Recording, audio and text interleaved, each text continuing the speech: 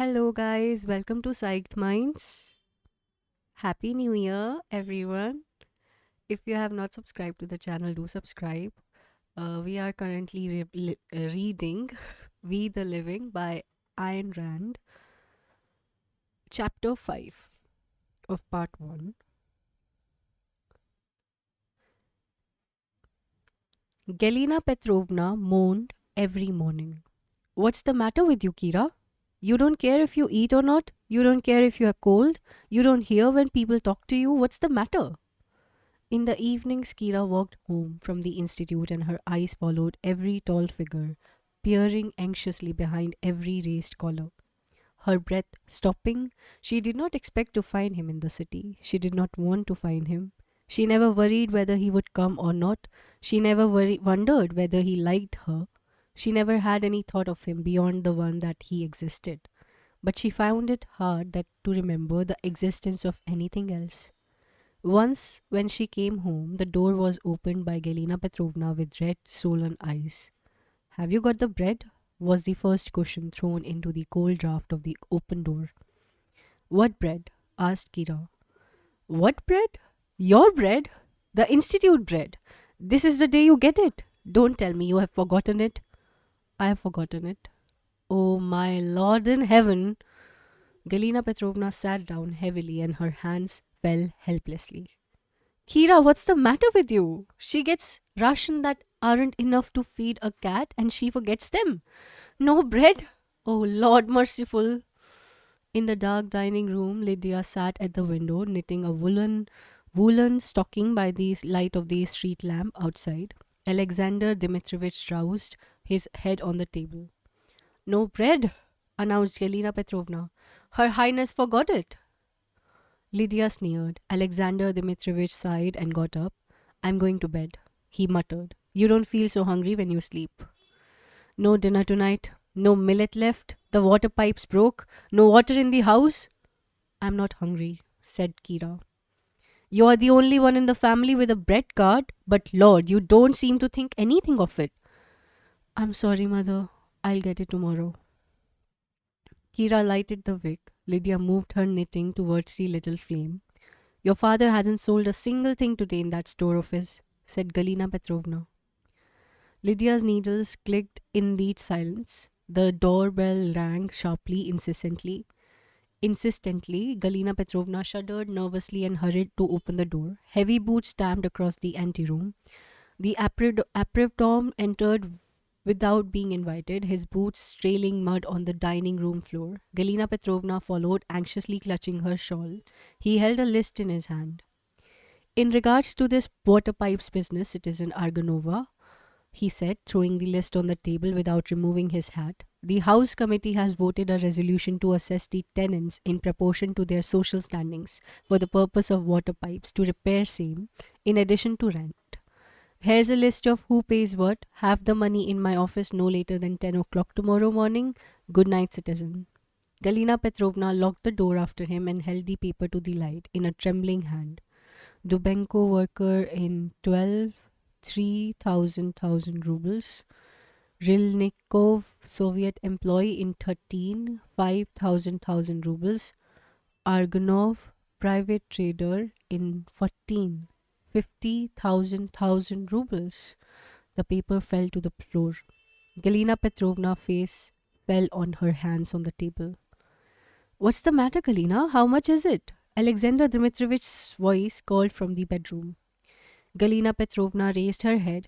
It's not very much. Go on, sleep. I'll tell you tomorrow. She had no handkerchief. She wiped her eyes with the corner of her shawl and shuffled into the bedroom. Kira bent over a textbook. The little flame trembled, dancing on the pages. The only thing she could read or remember was not written in the book. If I'm still alive, and if I don't forget. Students received bread carts and free tramway tickets in the damp, bare offices of the Technological Institute. They waited in line to get the carts. Then in the students' cooperative, they waited in line to get the bread.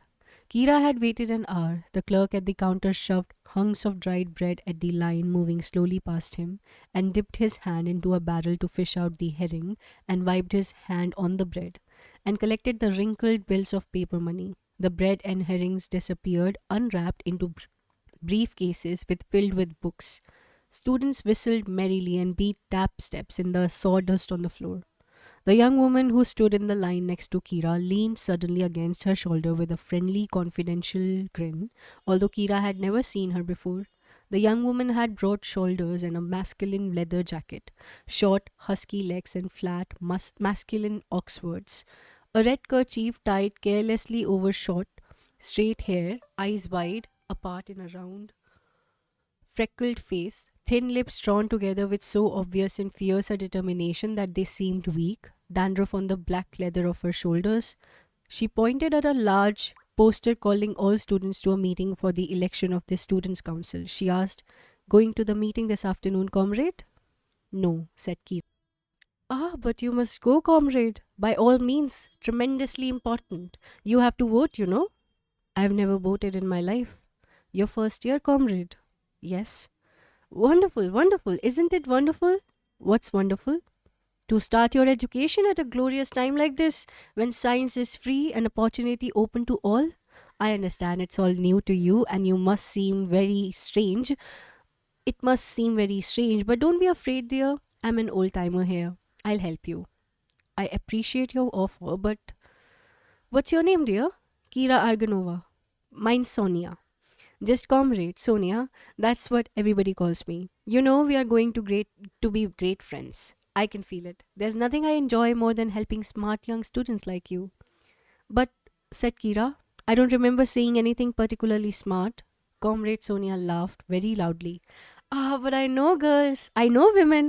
We, the new women who are ambitious to have a useful career, to take our place beside the men in the productive toil of the world instead of the old kitchen drudgery. We must stick together. There is no sight I like better than a new woman student. Comrade Sonia will always be your friend. Comrade Sonia is everybody's friend." Comrade Sonia smiled. She smiled straight into Kira's eyes as if taking gently, irrevocably those eyes and mind behind them into her own hand. Comrade Sonia's smile was friendly, a kindly, insistent, per- peremptory, peremptory friendliness that took the first word and expected to keep it. "Thank you," said Kira. "What is it you want me to do?" "Well, to begin with, Comrade Argonova, you must go to the meeting. We are electing our students' council for the year. It's going to be a tough battle. There is a strong anti proletarian element among our older students, our class enemies, you know. These young students like you must support the candidates of our communist cell who stand on guard over your interests." "Are you one of the cell's candidates, Comrade Sonia?" Comrade Sonia laughed. "See, I told you you were smart." "Yes, I am one of them. Have been on the council for 2 years. Hard work. But what can I do? The comrade students seem to want me and I have to do on my duty. You just come with me and I'll tell you for whom to vote." "Oh," said Kira. "And after that?" "I'll tell you. All red students join some kind of social activity, you know. You don't want to be suspected of Burgoy's tendencies. I am organizing a Marxist circle. Just a little group of young students, and I'm the chairman, to learn the proper proletarian ideology, which we will all need when we go out into the world to serve the proletarian state, since that's what we are all studying for, isn't it?" "Did it ever occur to you," asked Kira, "that I may be here for the very unusual, unnatural reason of wanting to learn a work I like only because I like it?" Comrade Sonia looked into the grey eyes of Comrade Argonova and realized that she had made a mistake. "Well," said Comrade Sonia without smiling, "as you wish. I think I'll go to the meeting," said Kira, "and I think I will vote." An amphitheater of crowded benches rose like a dam, and the waves of students overflowed onto the steps of the aisle, the windowsills, the low cabinets, the thresholds of the open doorways. A young speaker stood on the platform, rubbing his hands si- solicitously like a sales clerk at a counter. His face looked like an advertisement that had stayed in a shop window too long. A little more color was needed to make his hair blonde, his eyes blue, his skin healthy. His pale lips made no frame for the dark holes of his mouth, which he opened wide as he barked words like military commands at his attentive audience. "Comrades, the doors of science are open to us all. Sons of toil, Science is now in our own calloused hands. We have outgrown that old Burgoy's prejudice about the objective impartiality of science. Science is not impartial, science is a weapon of the class struggle. We are not here to further our petty personal ambitions. We have outgrown the slobbering egoism of the Burgoys who whined for a personal career.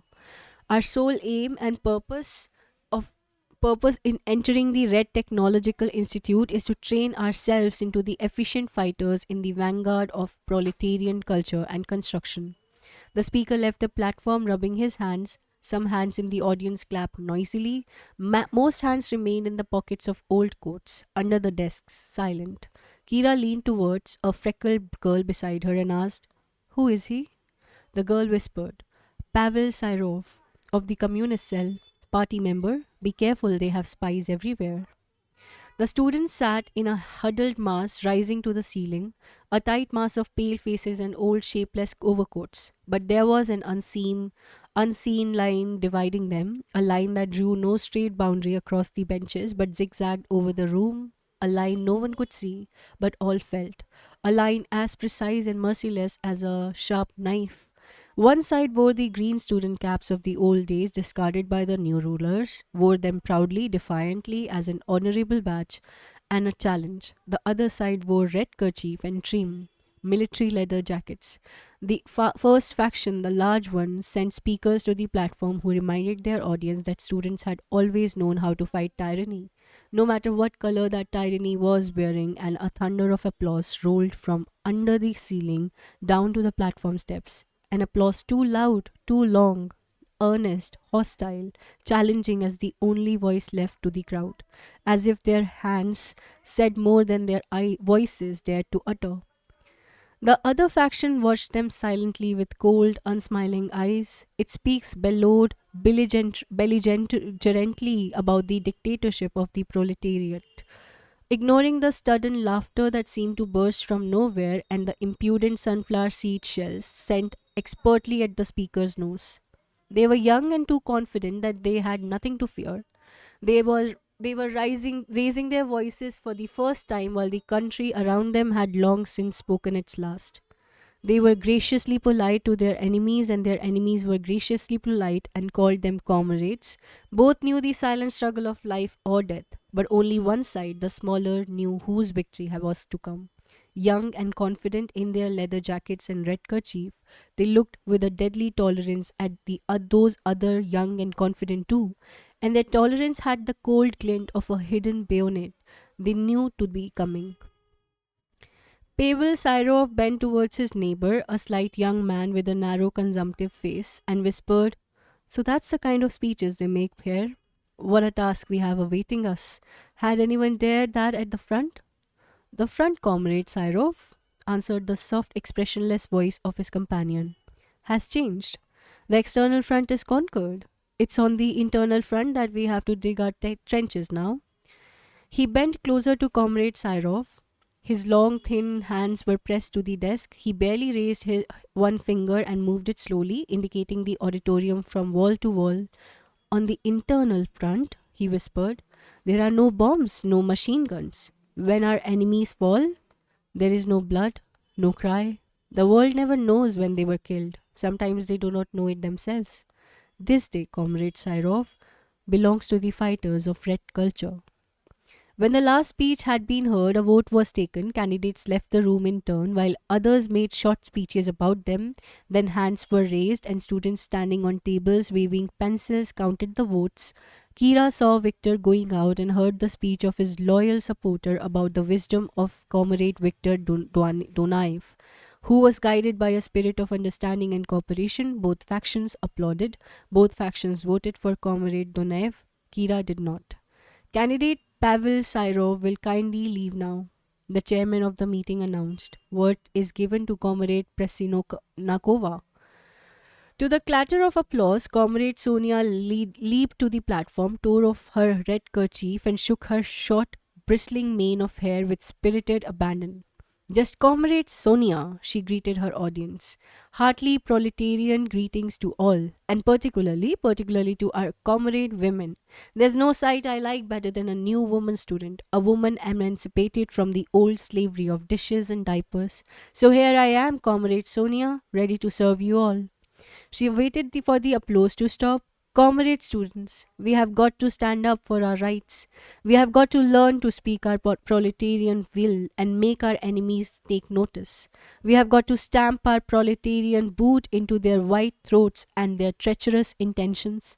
Our red schools are for red students. Our students' council must stand on guard over proletarian interest.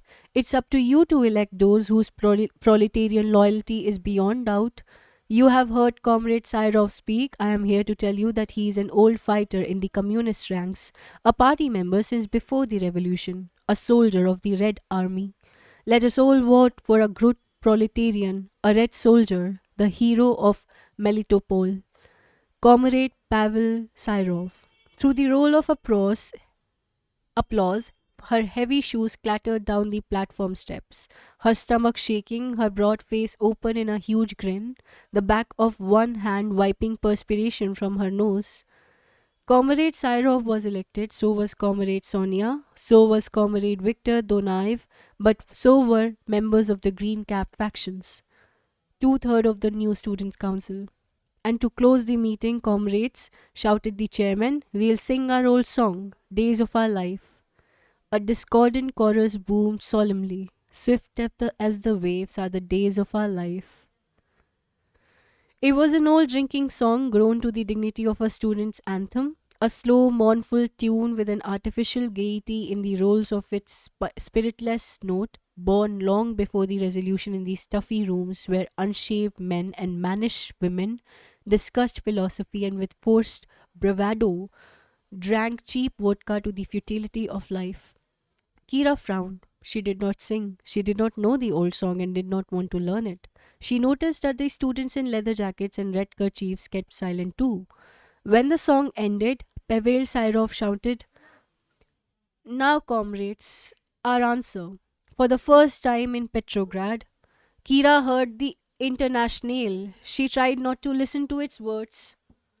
The words spoke of the damned, the hungry, the slaves, of those who had been nothing and shall be all.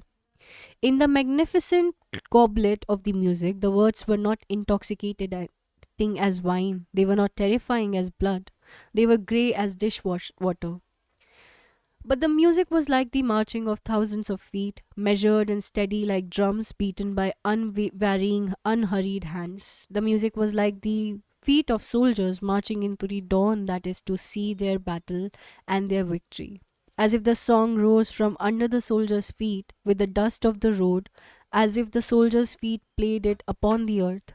The tune sang a promise, calmly, with the calm of an immeasurable strength, and then tense with a restrained but uncontrollable ecstasy. The notes rose, trembling, repeating themselves, too rapt to be held still, like arms raised and waving in the sweep of banners. It was a hymn with the force of a march with the majesty of a hymn.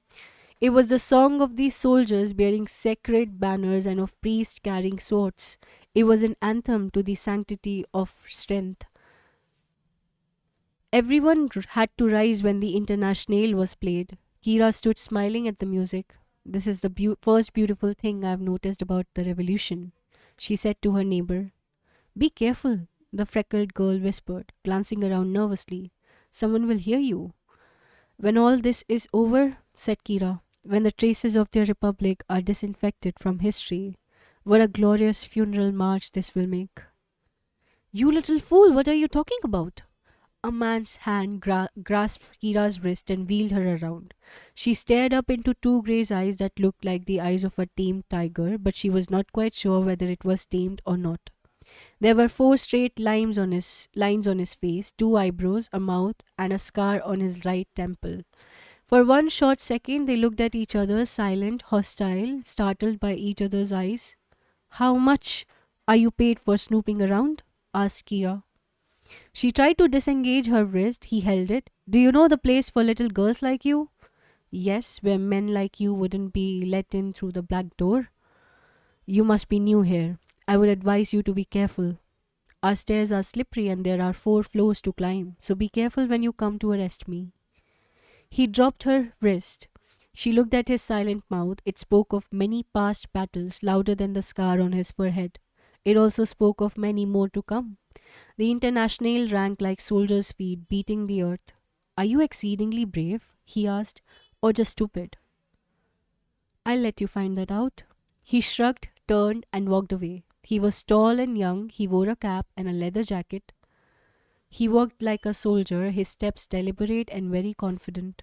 Students sang the Internationale, its ecstatic notes rising, trembling, repeating themselves. Comrade, the freckled girl whispered. What have you done? The first thing that Kira heard when she rang the Donaev's doorbell was Maria Petrovna's cough. Then the key turned. Then a wave of smoke struck Kira in the face. Through the smoke, she saw Maria Petrovna's tear filled eyes and her swollen hand covering her mouth, shaking with a violent cough. Come in, Kira, darling, Maria Petrovna hissed. Don't be afraid, it's not a fire. Kira walked into the grey fog that bit her eyelids like a strong onion. Maria Petrovna shuffled after her, painfully spurting words and coughs. It's the stuff. That's Soviet wood. We got won't burn so damp you could breed pillow books. Don't take your coat off, Kira. It's too cold. We have the windows open. Is Irina at home? She certainly is. Irina's clear, bright voice came from somewhere in the fog. If you can find her. In the dining room, the big double paneled windows had been sealed for the winter. But one small panel was open. A whirlpool of smoke spun around it, fighting the cold, fresh air from the street. Irina sat at the table, her winter coat thrown over her shoulders, blowing at her stiff blue fingers. Maria Petrovna found a trembling little shadow in the corner behind the buffet and dragged her out. Asya, say, how do you do to cousin Kira? Asya stared up sullenly, her red eyes and little wet nose showing above the collar of her father's fur jacket. Asya, do you hear me? And where's your handkerchief? Say how do you do to your cousin Kira? How do you do? Asya muttered, staring at the floor. Why aren't you at school today, Asya? Closed. Maria Petrovna sighed. The school is closed. For 2 weeks. No wood. The door banged in the fog. Victor came in. Oh, how do you do, Kira? He said coldly. Mother, when is this smoke going to stop? How can one be expected to study in this infernal atmosphere? Oh, I don't care. If I don't pass the examination, there will be no bread cards for a certain family. The door banged louder as he went out. Kira sat watching Irina sketch. Irina studied art. She devoted her time to solemn research into the ancient masterpieces of the museums, but her quick hand and mischievous eyes produced the impudent art of the newspapers. She sketched cartoons whenever she was supposed to, and at any other time, a drawing board on her lap, throwing her head and hair back once in a while for a swift glance at Asya through the smoke. She was sketching her little sister. On the paper, Asya was transformed into a goblin with huge ears and stomach, riding on the back of a snail. Vasily Ivanovich came home from the market. He was smiling happily. He had stood at the market all day and had sold the chandelier from their drawing room. He had managed to get a good price for it. His smile widened when he saw Kira and he nodded her cheerfully. Maria Petrovna brought him a bowl of hot soup. She asked timidly, Would you like some soup, Kira? No, thank you, Aunt Marusia. I have just had my dinner. She knew that Maria Petrovna had just but one bowl of soup left, saved for Vasily Ivanovich. She knew that Maria Petrovna sighed with relief. Vasily Ivanovich ate cheerfully, talking to Kira as if she were his personal guest. He spoke so few of their guests that Maria Petrovna and Irina did not object, watching anxiously the rare sight of his smile. He chuckled. Look at Irina drawing. Here she is, daubing, smudging all day long. Not bad, are they, Kira? The drawings, I mean. How's Victor at the institute? Not one of the last, I bet. Well, we still have something left. Yes, we still have something left. He leaned forward suddenly over his soup, his eyes sparkling, his voice low. Have you read the papers tonight, Kira? Yes, Uncle Vasily. What is it? What was it?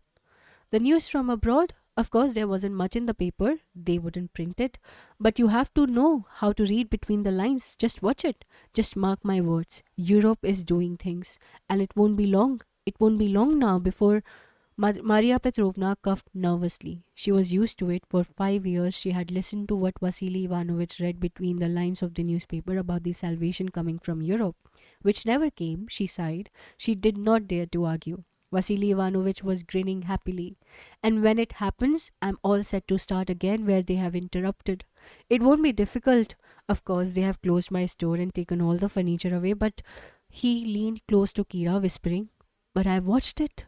I know where they have taken it. I know where it is now." "You do, Uncle Vasily?"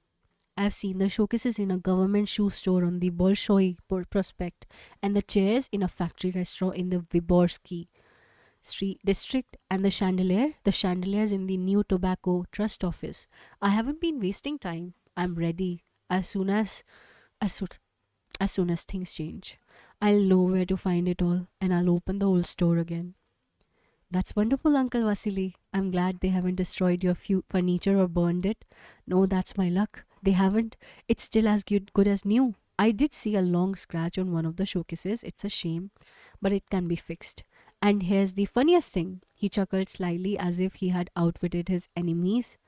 "These signboards. Do you remember my signboards, Kira? Gilded glass with black letters? Well, I have even found those. They are hanging over a cooperative near the Alexandrovsky's market.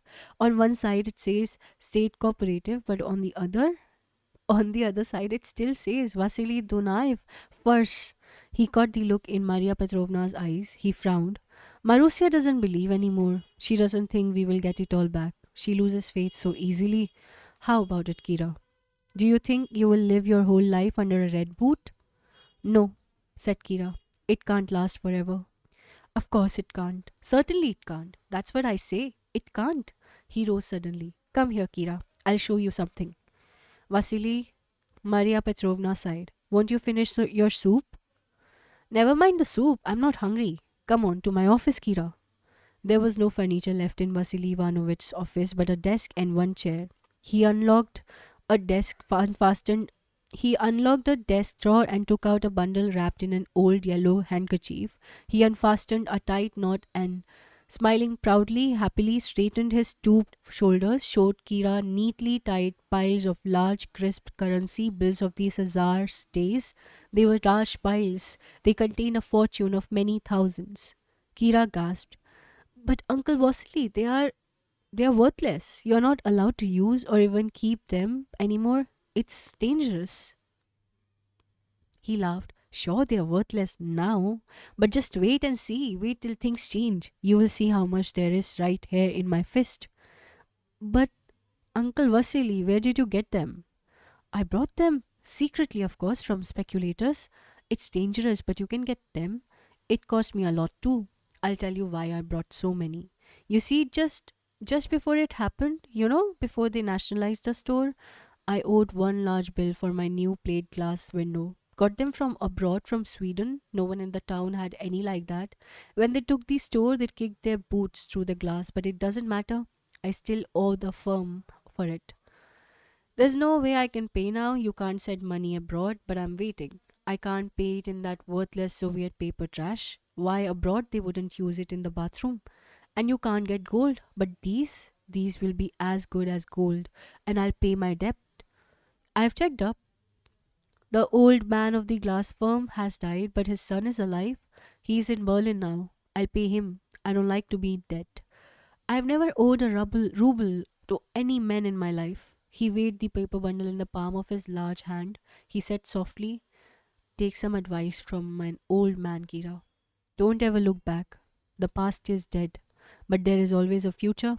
There is always a future. And here's mine." A good idea, wasn't it, Kira? Getting this money? Kira forced a smile and looked away from him and whispered, "Yes, Uncle Vasily, a very good idea."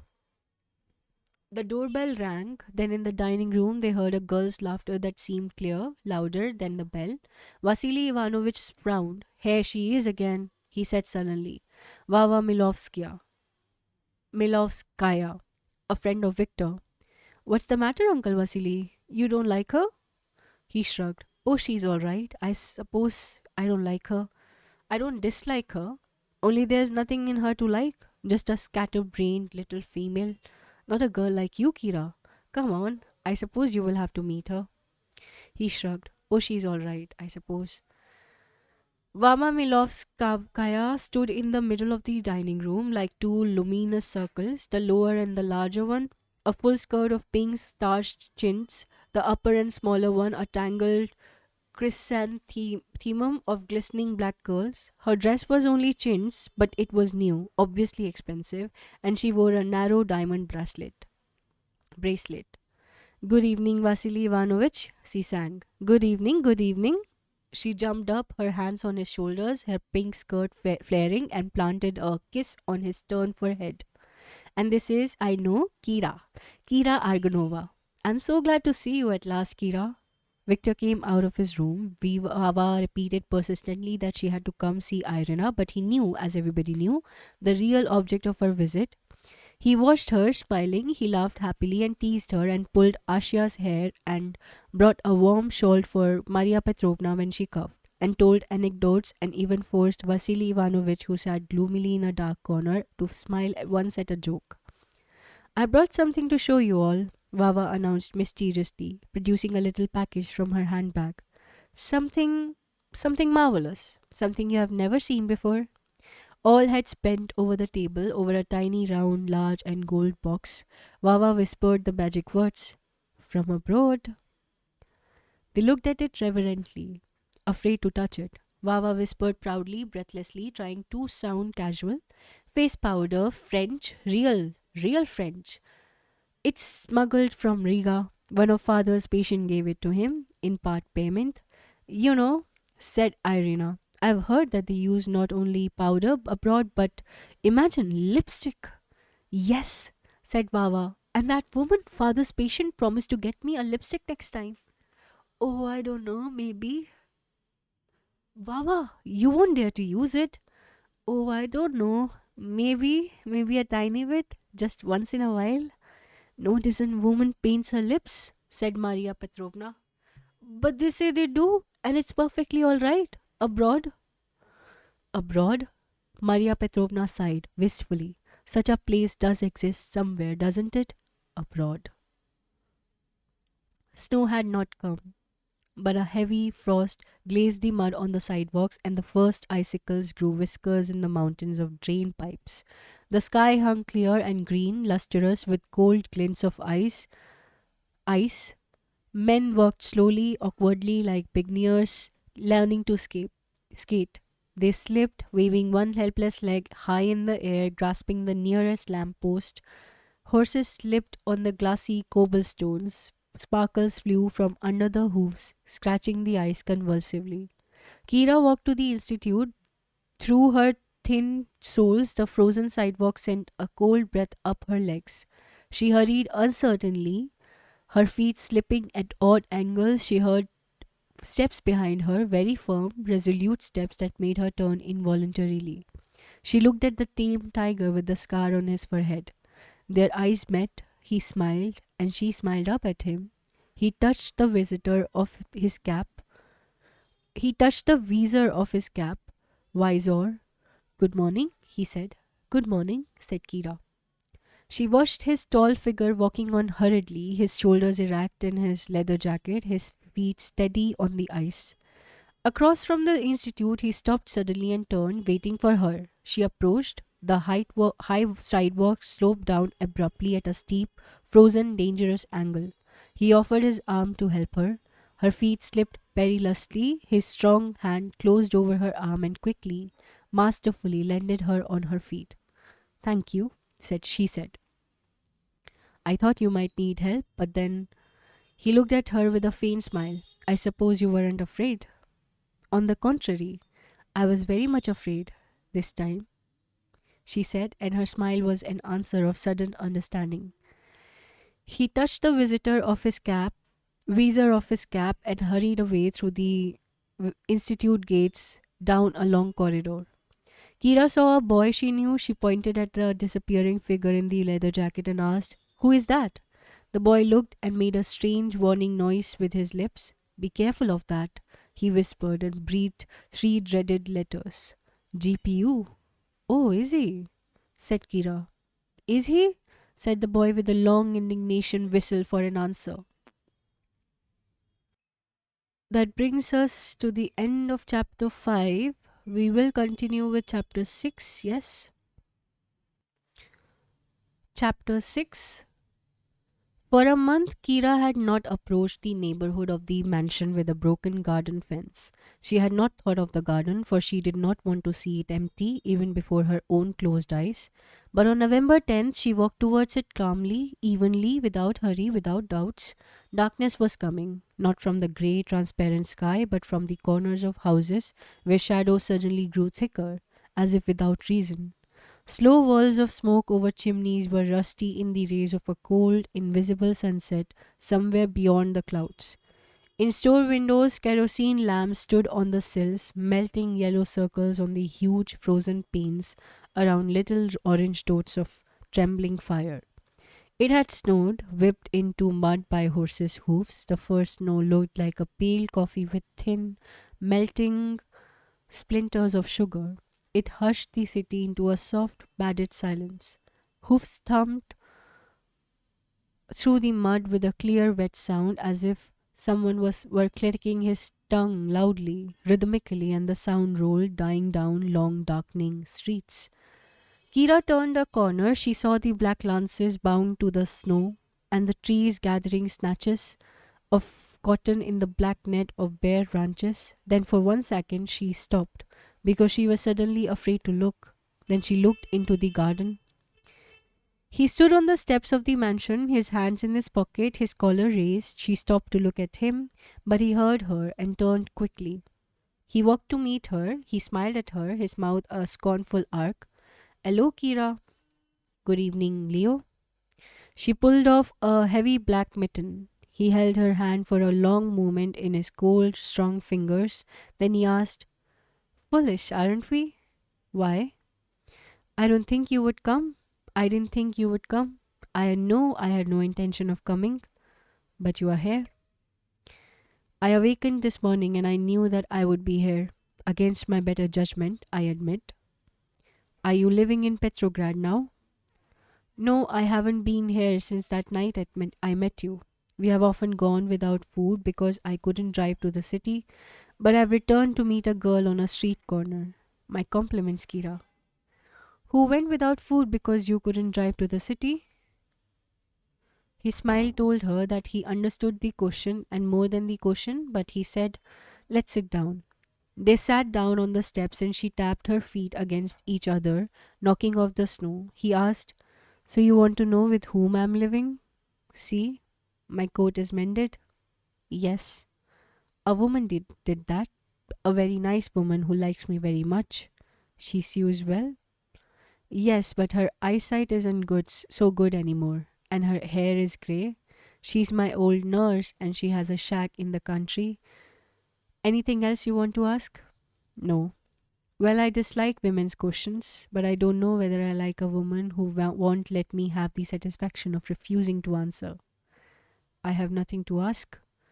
There are a few things you don't know about me. I don't have to know.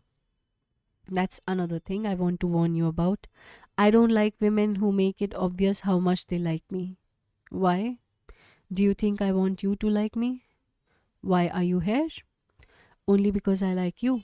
I don't care what you think of women who like you, nor how many of them there have been.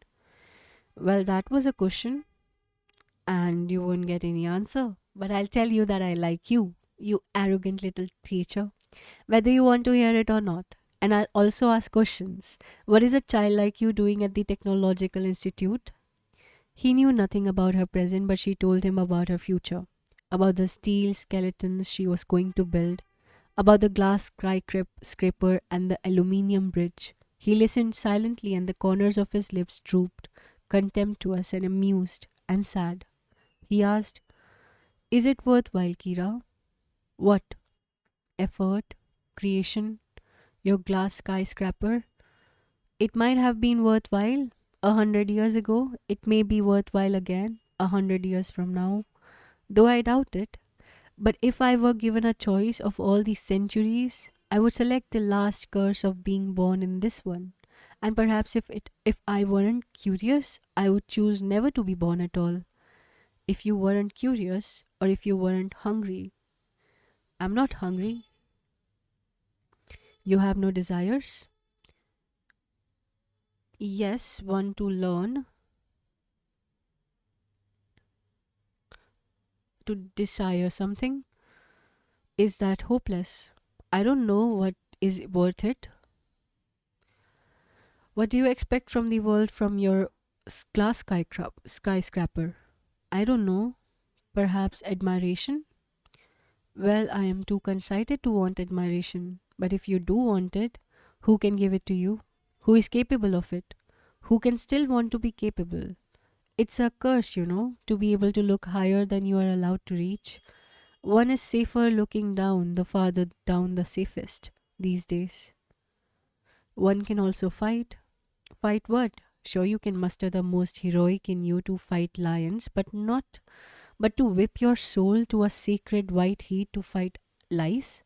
No, that's not good construction. Comrade engineer, the equilibrium is all wrong. Leo, you don't believe that yourself. I don't know. I don't want to believe anything. I don't want to see too much. Too much.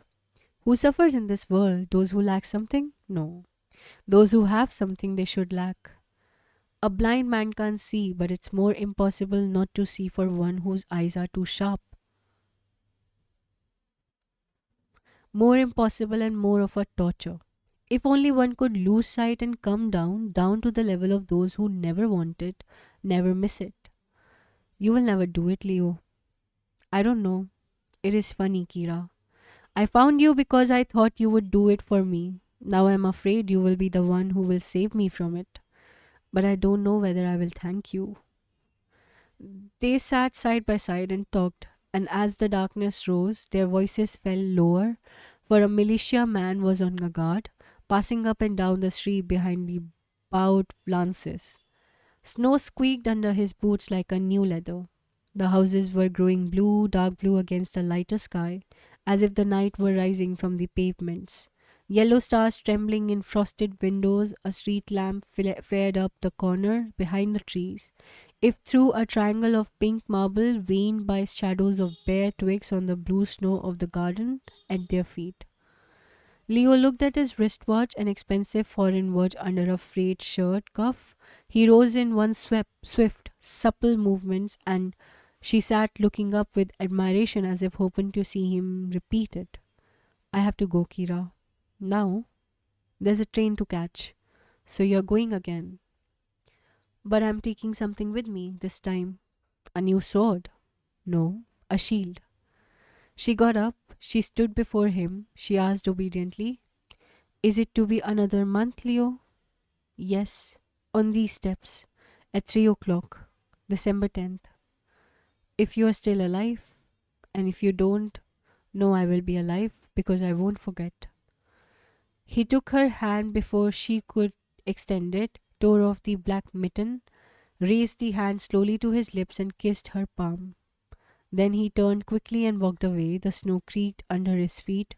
The sound and the figure melted into darkness, while she was still standing motionless, her hand outstretched until a little white flake fluttered onto her palm, onto the unseen treasure she was afraid to spill.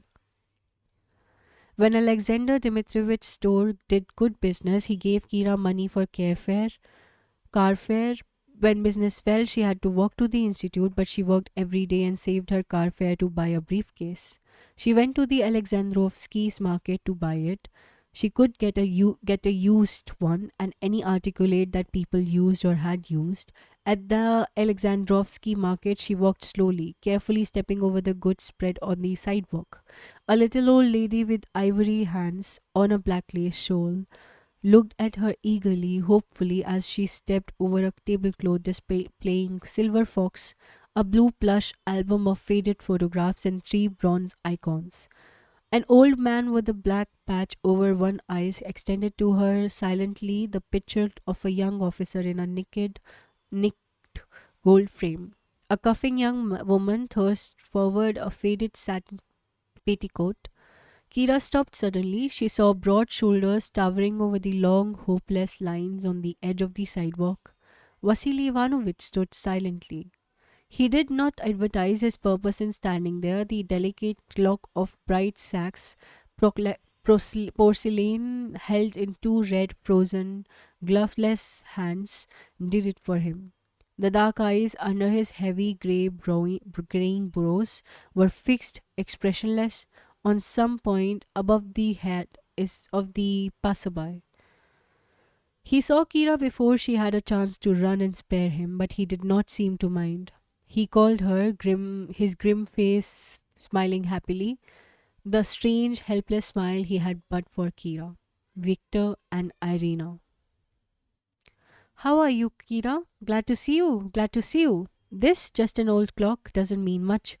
I brought it for Marussia on her birthday. Her first birthday after we were married. She saw it in a museum and wanted it. It and no other. So I had to do some diplomatic work. It took an imperial order from the palace to get it sold out of the museum. It doesn't run anymore. We'll get along without it. He stopped to look hopefully at a fat peasant woman who was staring at the clock, scratching her neck, but when she met Vasily Ivanovich's eyes, she turned and hurried away, raising her heavy skirts high over her felt boot, over felt boots. Vasily Ivanovich whispered to Kira, "You know this is not a cheerful place. I feel so sorry for all these people here selling the last of their possessions, with nothing to expect of life. For me, it's different. I don't mind. What's a few knickknacks, more or less? I'll have time to buy plenty of new ones, but I have something I can't sell and can't lose, and it can't be mortalized. I have a future, a living future. My children, Irina, she's the smartest child.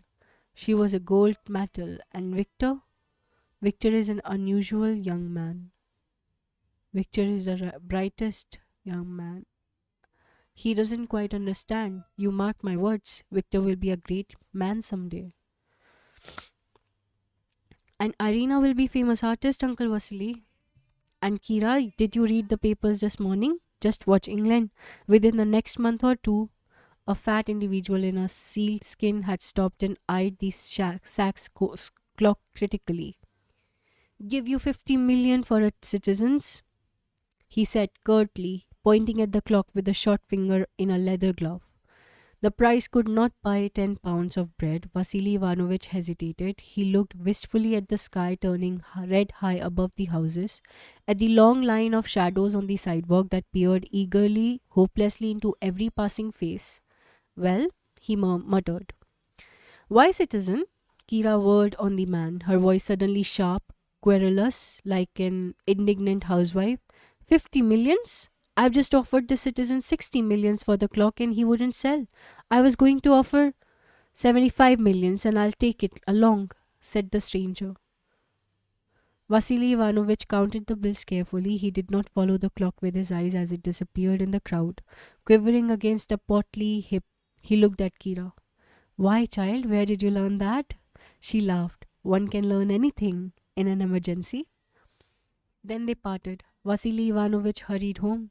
Kira went on in search of the briefcase. Vasily Ivanovich walked to save car fare. It was getting dark. Snow fluttered down slowly, steadily, as if saving speed for a long run. Thick white foam grew along the curbs. On a corner, a pair of human eyes looked up at Vasily Ivanovich from the level of his stomach. The eyes were in a young, clean-shaven face. The legs of the body to which the face belonged seemed to have fallen through the sidewalk. But up to above the knees, it took Vasily Ivanovich an effort to realize that the body had no legs, that it had ended in two patched tunic of an officer of the imperial army. One of its sleeves was empty, in the other there was an arm and a hand. The hand held out a newspaper silently, level with the knees of passerby. In the lapel of the tunic, Vasily Ivanovich noticed a tiny black and orange band, the ribbon of the cross of St. George. Vasily Ivanovich stopped and brought the newspaper. The newspaper cost 50,000 rubles. He handed down a million ruble bill. I'm sorry, citizen, the officer said in a soft voice, courteous voice. I have no change. Vasily Ivanovich muttered gruffly, keep it, and I will be your debtor. And he hurried away without looking back. Kira was listening to a lecture at the institute. The auditorium was not heated. Students kept on their overcoats and woolen mittens. The auditorium was overcrowded. Students sat on the floor in the aisles. A hand opened the door cautiously. A man's head leaned in and threw a quick glance at the professor's desk.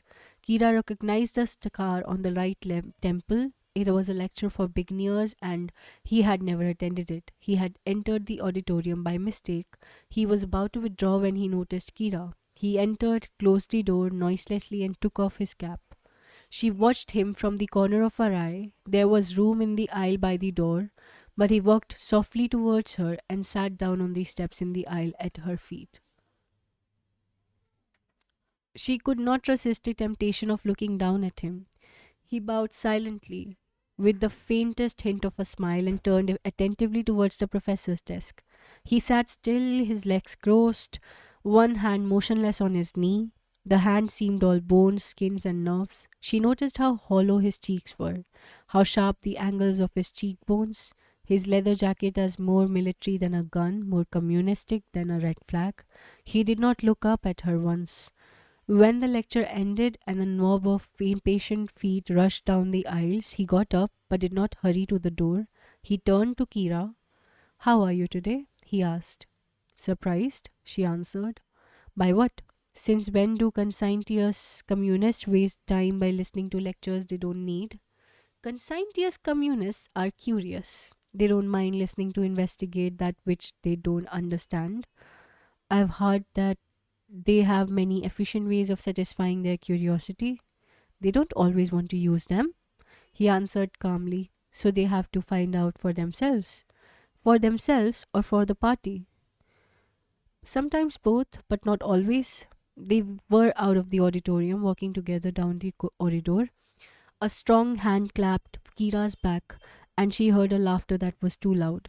Well, well, well, Comrade Argonova, Comrade Sonia roared into her face. What a surprise! Aren't you ashamed of yourself? Walking with Comrade Taganov, the reddest communist we have got. Afraid I'll corrupt him, Comrade Sonia. Corrupt? Him? Not a chance, dear, not a chance. Well, bye bye. Have to run. Have 3 meetings at 4 o'clock and promise to attend them all. Comrade Sonia's short legs marched resonantly down the hall, her arm swinging a heavy briefcase like a knapsack. Are you going home, Comrade Argonova? He asked. Yes, Comrade Taganov. Would you mind if you are compromised by being seen with a very red communist? Not at all. If your reputation won't be tarnished by being seen with a very white lady? Outside, snow melted into mud under many hurried steps, and the mud froze into sharp, jagged ridges. He took Kira's arm. He looked at her with a silent inquiry for approval. She answered by closing her eyes and nodding. They walked silently. Then she looked up at him and smiled. She said, I thought that communists never did anything except what they had to do. They never believed in doing anything but what they had to do. That's strange. He smiled. I must be a very poor communist. I've always done only what I wanted to do. Your revolutionary duty? There is no such thing as duty. If you know that a thing is right, you want to do it. If you don't want to do it, it isn't right. If it's right and you don't want to do it, you don't know what right is and you are not a man. Haven't you ever wanted a thing for no reason save one? That you wanted it? Certainly, that's always been my only reason. I've never wanted things unless they could help my cause. For you see, it is my cause. And your cause is to deny yourself for the sake of millions. No, to bring millions up to where I want them, for my sake. And when you think you are right, you do it at any price. I know what you're going to say. You're going to say, as so many of our enemies do, that you admire our ideals but loathe our methods. I loathe your ideals. Why? For one reason mainly. Chiefly and eternally, no matter how much your party promises to accomplish. No matter what paradise it plans to bring mankind, whatever your other claims may be, there's one you can't avoid, one that will turn your paradise into the most unspeakable hell. Your claim that man must live for the state. What better purpose can he live for? Don't you know? Her voice trembled suddenly in a passionate plea she could not hide. Don't you know that there are things in the best of us which no outside hand should dare to touch? Things sacred because only because one can say, "This is mine." Don't you know that we live only for ourselves, the best of us do, those who are worthy of it? Don't you know that there is something in us which must not be touched by any state, by any collective, by any number of millions? He answered, "No." "Comrade Taganov," she whispered, "how much have you to learn?" He looked down at her with his quiet shadow of a smile and patted her hand like a child's. "Don't you know," he asked, "that we can't sacrifice millions for the sake of the few? Can you sacrifice the few? When those few are the best? Deny the best its right to the top, and you have no best left. What are your masses but millions of dull, shriveled, stagnant souls that have no thoughts of their own, no dreams of their own, no will of their own, who eat and sleep and chew helplessly the words other put into their brain? And for those you would sacrifice the few who know life, who are life? I loathe your ideals because I know no worse injustice than the giving of the undeserved. Because men are not equal in ability and one can't treat them as if they were. And because I loathe most of them. I'm glad. So do I. But then, only I don't enjoy the luxury of loathing. I would rather try to make them worth looking at, to bring them up to my level, and you would make a great little fighter on our side. I think you know I could never be that. I think I do. But why don't you fight against us then? Because I have less in common with you than the enemies who fight you have. I don't want to fight for the people. I don't want to fight against the people. I don't want to hear of the people. I want to be left alone to live. Isn't it a strange request? Is it? And what is the state but a servant, a convenience for a large number of people, just like the electric light and the plumbing system? And wouldn't it be preposterous to claim that men must exist for their plumbing, not the plumbing for the men? And if your plumbing pipes got badly out of order, wouldn't it be preposterous to sit still and not make an effort to mend them? I wish you luck, Comrade Taganov. I hope that when you find those pipes running red with your own blood, you will still think they were worth mending. I'm not afraid of that. I'm more afraid of what times like ours will do to a woman like you. Then you do see what these times of yours are? We all do. We are not blind. I know that perhaps it's a living hell. Still, if I had a choice, I would want to be born when I was born and live the days I'm living. Because now we don't sit and dream. We don't moan. We don't wish. We do. We act. We build. Kira liked the sound of the steps next to hers, steady, unhurried, and the sound of the voice that matched the steps. He had been in the Red Army. She frowned at his battles, but smiled with admiration at the scars on his forehead. He smiled ironically at the story of Argonov's lost factories, but frowned, worried, at Kira's old shoes. His words struggled with hers, but his eyes searched hers for support. She said no to the words he spoke and yes to the voice that spoke them. She stopped at a poster of the State Academic Theatre, the three theatres that had been called Imperial before the Revolution. "Rigoletto," she said wistfully. "Do you like opera, Comrade Taganov?" "I've never heard one." She walked on. He said, "But I get plenty of tickets from the communist cell. Only I've never had the time." "Do you go to the theatre often?" "Not very often. Last time was 6 years ago. Being a Burgoyce, I can't afford a ticket." "Would you go with me if I asked you?" "Try it." "Would you go to the opera with me, Comrade Argonova?" Her eyebrows danced slyly. She asked, Hasn't your communist cell at the institute a secret bureau of information about all students? He frowned a little, perplexed. Why? You could find out from them that my name is Kira. He smiled, a strangely warm smile on hard, grave lips. But that won't give you a way of finding out that my name is Andre. I'll be glad to accept your invitation, Andre. Thank you, Kira. At the door of the red brick house on Moika, she extended her hand. Can you break party discipline to shake a counter revolutionary hand? She asked. He held her hand firmly. Party discipline isn't to be broken, he answered. But oh, how far it can be stretched. Their eyes held each other longer than their hand in a silent, bewildering understanding. Then he walked away with the light, precise steps of a soldier. She ran up 4 flights of stairs, her old tam in one hand, shaking her tousled hair, laughing. That brings us to the end of chapter 6. That was interesting. I think the two men are in opposite parties. Yes, the two men that she meets. Well, interesting. Okay, we will continue with the reading. That is, we will read chapter 7 in the next recording. That will be later in the day or tomorrow. Bye bye for now. If you have any kind of feedback, positive or negative, and recommendations of new books that you might have, any favorites that you might have, and you want me to read them, then do write it in the community section or in the comment section of the video you are viewing. Bye bye for now. Take care. Keep reading. Bye.